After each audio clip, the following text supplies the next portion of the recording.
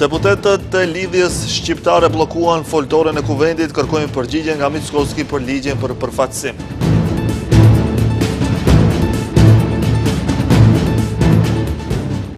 Ndërkohë, krye parlamentari Gashi tha se ligji për përfaqësim do të vihet për votim kur të vijë momenti.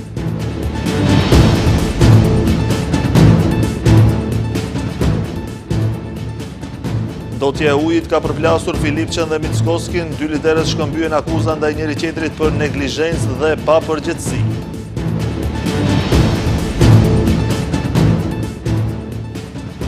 Sinoptikanët paralajmërojnë rikthimin e temperaturave ekstremisht të larta, ndërkohë zjarret përfshin disa vende të Evropës.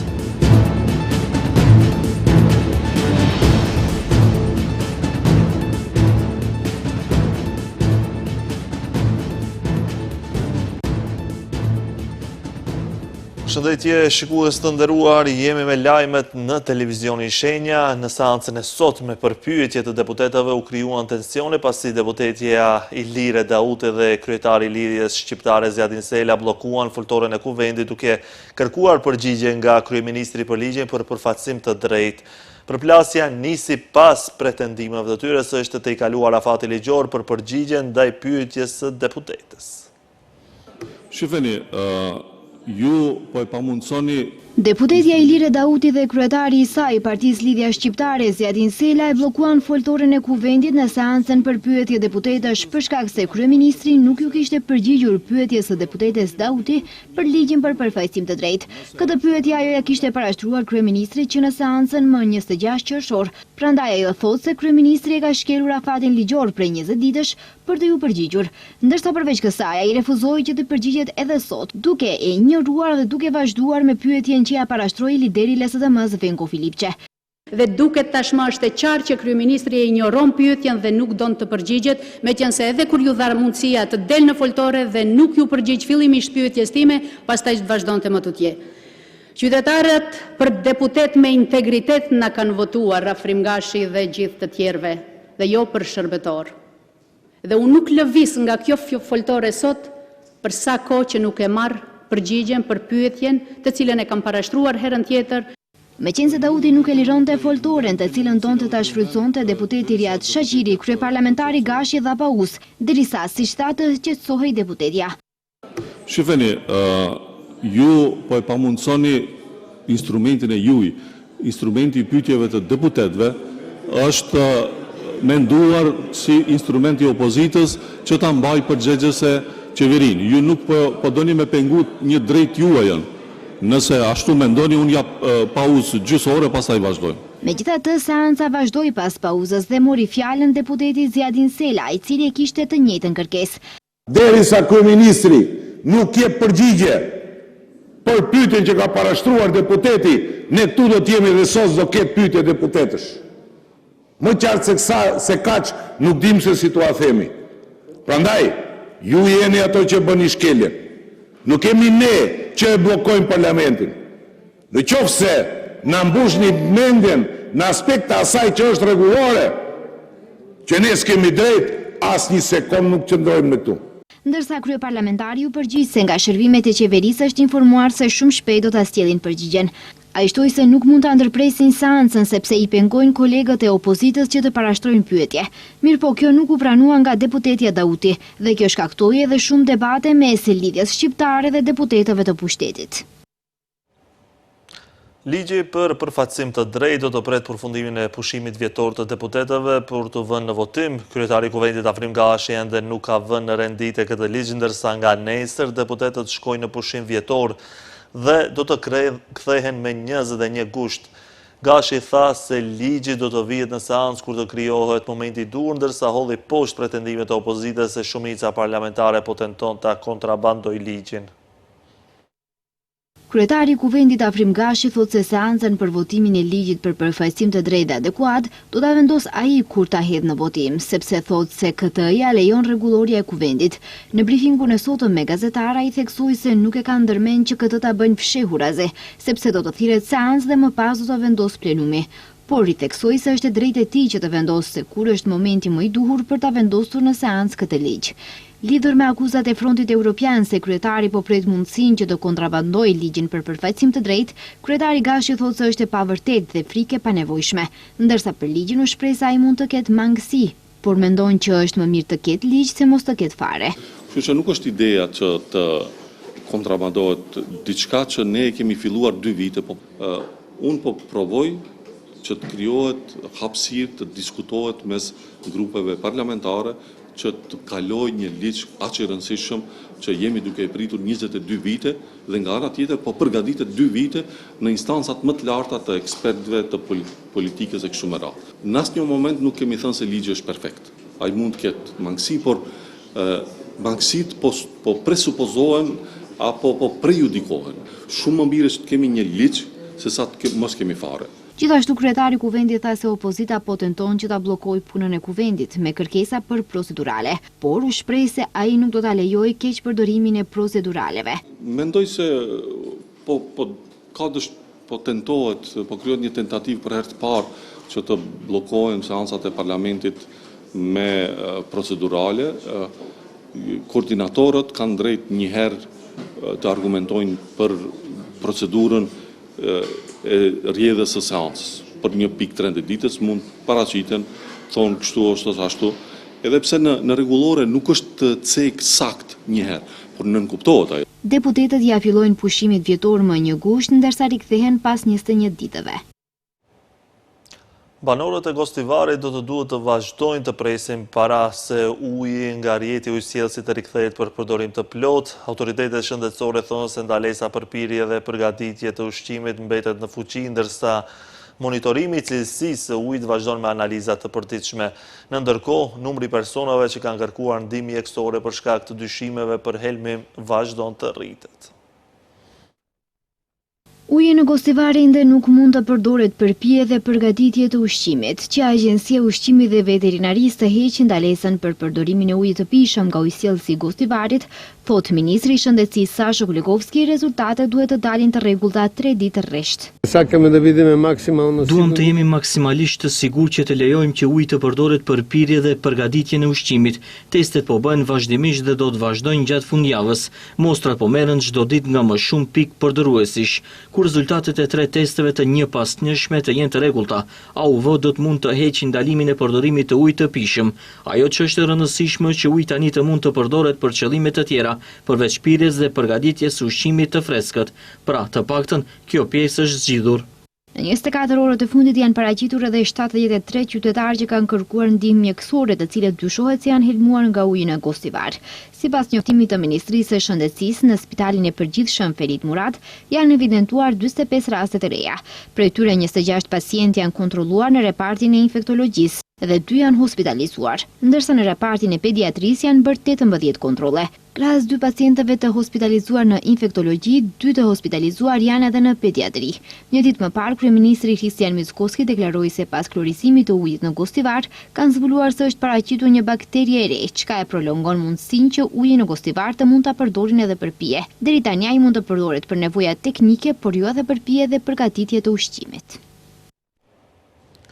Gjendja me ndotjen e ujit në Gostivar ka përplasur sot në kuvend liderin e opozitës maqedonase dhe kryeministrin. Lideri i LSDM-s Venko Filip që kërkoi publikimin e rezultateve të analizave të ujit dhe akuzoi institucionet për mungesë transparence, ndërsa kryeministri Kristian Mickoski u kundërpërgjigj me akuza për një neglizhencë gjatë kohës kur Filip që drejtonte Ministrinë e Shëndetësisë. Lideri i opozitës maqedonase Venko Filipçe gjatë seancës së sotme për pyetje deputetësh ka kërkuar nga kryeministri Kristian Mickoski të publikojë rezultatet e analizave të ujit në Gostivar dhe t'i jap fund informacioneve kontradiktore që, siç tha ai, po shpërndajnë në institucionet. Ai i drejtoi kritika të ashpra kryeministrit, duke vlerësuar se pa aftësia, korrupsioni dhe gënjeshtrat po i dëmtojnë drejt për drejt qytetarët, për çka e fajsoi drejt për drejt Mickoskin. Pas tij, qeveria nuk ka përgjigje për serinë e rasteve me ujë të ndotur në mbar vendin dhe se qytetarët po mbeten pa informacione për rreziqet ndaj shëndetit të tyre, ndërkohë që askush nuk po merr përgjegjësi për helmimin e qytetarëve. Uji është i ndotur në gjysmën e shtetit, në Gostivar, në Vallandov, në Shkup dhe në disa komuna të tjera, ndërsa ju nuk keni përgjigje për shumë pyetje. E kujt është përgjegjësia, kush ka kryer kontrollin dhe pse rezultatet nuk janë raportuar dhe publikuar në mënyrë të duhur?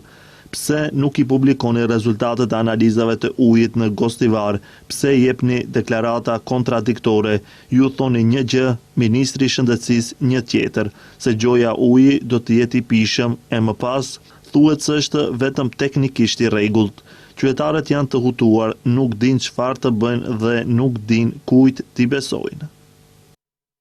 Mickoski i është përgjigjur liderit opozitar duke akuzuar atë se në kohën kur ai ishte ministër i shëndetësisë në vitin 2019 kishte raporte për ujë të papërshtatshëm në disa qytete. Por ai, siç tha Mickoski, atëherë nuk kishte ndërmarrë asnjë veprim. Kryeministri shtoi se prokuroria duhet të merret me këto raste. To është sënesu do ungarske zamja smisla. Raporti i Qendrës së Shëndetit Publik në Prilep për periudhën nga 1 shkurt 2019 deri më 28 shkurt 2019 i referohet qyteteve të Prilepit, Krushevës dhe Makedonski Brodit. Vet raporti thot se uji është i papërshtatshëm për shkak të parregullsive bakteriologjike dhe fiziko-kimike të mostrave. Nuk është ndërmarrë asgjë. Mund t'ju rendis shumë raporte të tilla. Këtu kam një dosje të tërë për Gostivarin dhe rrethinën.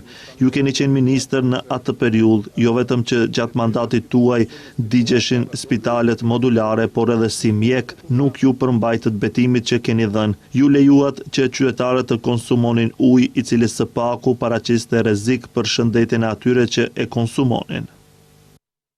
Mickoski mëtej informoi se numri i mostrave të papërshtatshme të ujit në Gostivar është në rënje dhe se pret që brenda pak ditësh qytetarët e Gostivarit të kenë ujë të pishëm të sigurt. Dhe njëkohësisht ai bëri thirrje prokurorisë të merret edhe me pretendimet e paraqitura në raportet e mëparshme.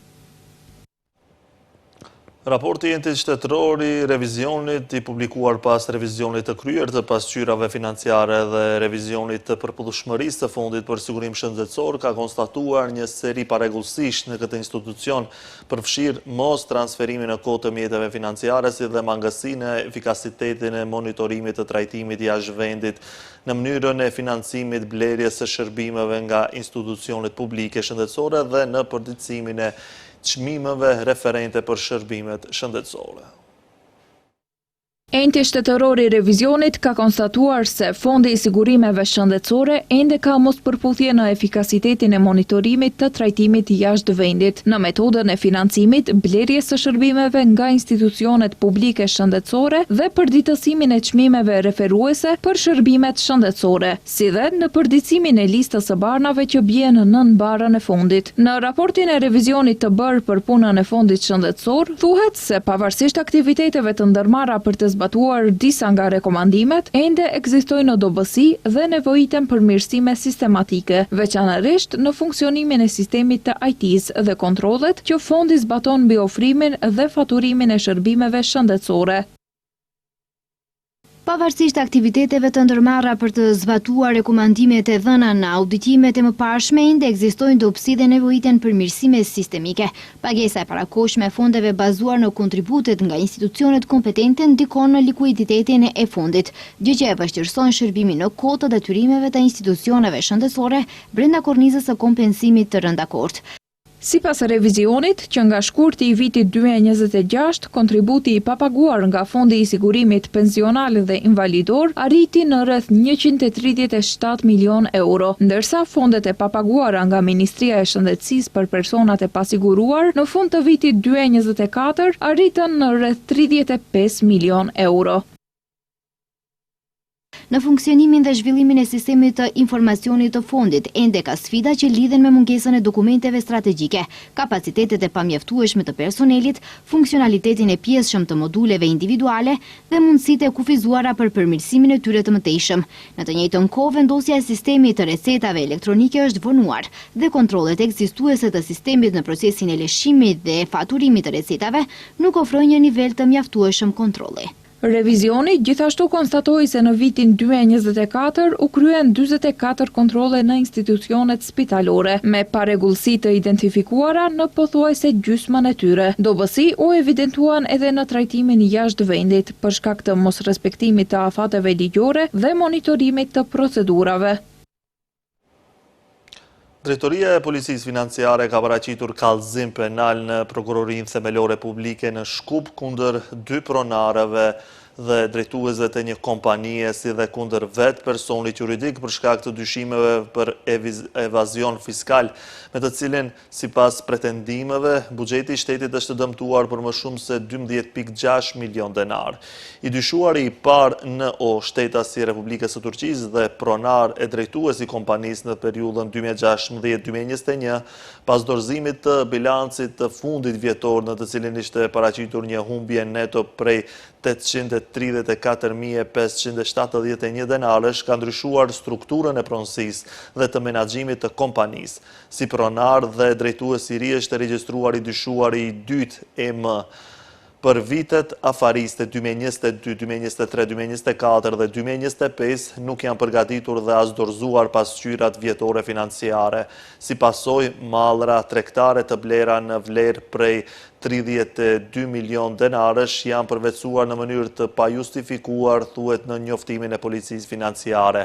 Po ashtu theksohet se me këto veprime të kallëzuarit nuk i kanë përmbushur detyrimet tatimore të përcaktuara me ligj në shumën totale prej 12.6 milion denarësh.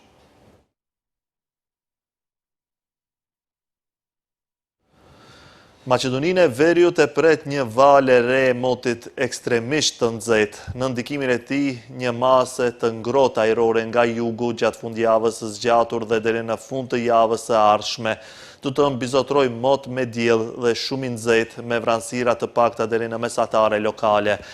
Sipas parashikimeve, temperatura maksimale ditore në të gjitha pjesët e vendit do të jetë mbi 32 gradë Celsius, ndërsa në disa rajone termometri do të kalojë edhe 40 gradë Celsius. Vapa tropikale nuk do të zbutet as gjatë natës, pasi edhe temperaturat minimale do të mbeten jashtëzakonisht të larta për këtë periudhë.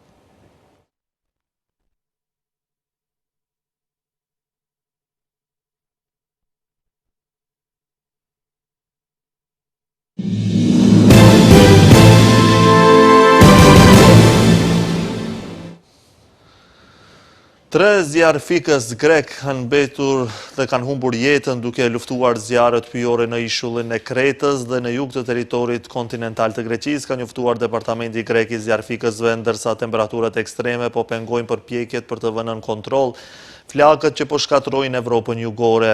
Nga zjarret është përfshirë edhe Turqia, duke bërë që qindra njerëz evakuohen.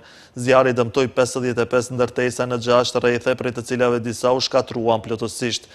Vala e zjarreve shkatruese që shtrihet nga bregdeti i Atlantikut deri në mesdheun lindor dhe malësitë e Skocisë deri në jug të Spanjës kanë alarmuar ekspertët, pasi shumë prej tyre kanë dalë jashtë kontrollit dhe po digjen pranë qyteteve dhe zonave të banuara. E shoqëruar nga erërat e forta, vala e 4 të nxehtit këtë verë përvluese në Evropën perëndimore ka alarmuar zjarfikësit, të cilët paralajmërojnë se ajo e bën shumë më të vështirë shuarjen e zjarreve dhe rrit rrezikun që flakët të ridizen edhe në zonat që janë stabilizuar.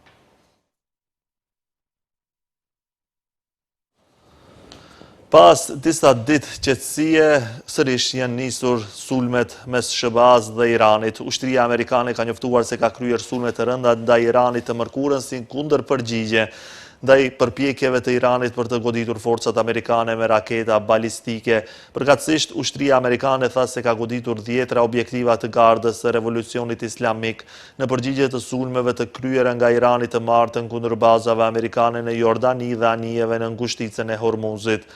Sulmet e reja pasojnë zgjerimin e konfliktit, i cili përfshiu sulmet e para të përbashkëta SBA, Arabi Saudite të bëra publike kundër forcave aleate të Iranit në Irak. Nga ana tjetër, Garda Revolucionare e Iranit tha sot se kontrollon ngushticën e Hormuzit dhe u zotua te akmerët pas sulmeve të SBA-s gjatë natës. Korpusi Gardës ka porositur se asnjë palë huaj që ka ardhur nga mijëra kilometra larg nuk do të lejohet të ndërhyjë.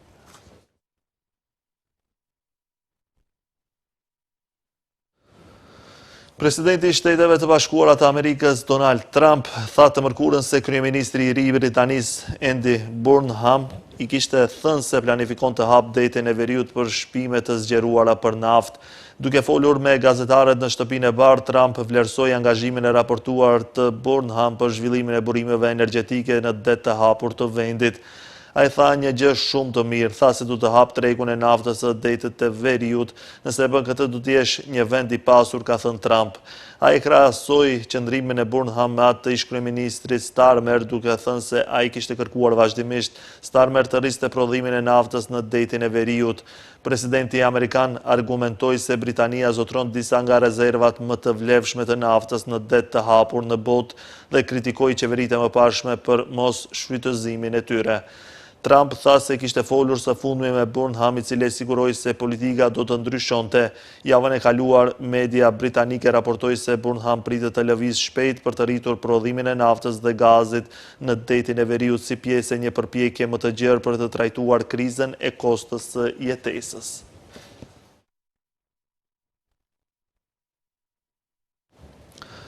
Krye prokurori i prokurorisë speciale Blerim Jusufaj ka deklaruar se procesi i kërmimeve në fshatin Kalludur të Zubin Potokët mund të zgjas. Ai të hitën ka qëndruar në Kalludur ku po vazhdon ngërmimi në varrin masiv në të cilin janë gjetur mbetje mortore që dyshohet se ju përkisnin 23 intelektualeve të zhdukur të Mitrovicës. 2 Sërb janë arrestuar lidhur me rastin dhe më pas u është caktuar masa e paraburgimit prej një muaji. Gabetjet mortore deri tash është vërtetuar se janë me origjinë njerëzore. Ky proces mund të zgjas, nuk mund të themi se kur mund të përfundoj. Ajo që ka shumë rëndësi është se identifikimi merr kohë dhe kërkon standard për të marrë dhe për të identifikuar pastaj përmes ADN-s secilin trup. Miro po, këto mbetje nuk është se mund të tërheqen aq lehtë sepse duhet paraprakisht të konstruktohet trupi i njeriut e pastaj ato duhet të dërgohen në mjekësinë ligjore dhe pastaj të vazhdohet me procedura të tjera, ka thënë ai.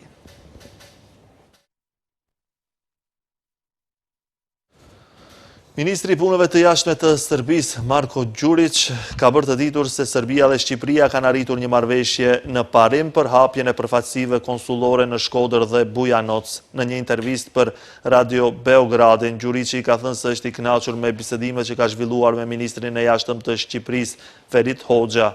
Jam i kënaqur që pata bisedime shumë të mira me ministrin e ri të Jashtëm të Shqipërisë, Ferit Hoxha, me të cilën arritëm një marrëveshje në parim për hapjen e zyrave konsullore në Shkodër dhe Bujanoc, ka deklaruar ai. Sipas regjistrimit zyrtar të popullsisë në Serbi të vitit 2022, në Preshev, Bujanoc dhe Medvegjë jetojnë 57.710 shqiptar me banim të përhershëm, të cilët përbëjnë 71% të popullsisë së këtij rajoni.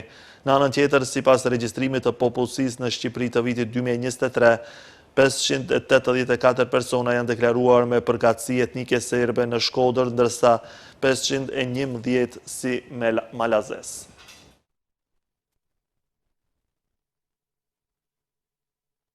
Kjo ishte gjitha për këtë edicion informativ, ju falenderoj për vëmendjen, bashkë miru pafshim.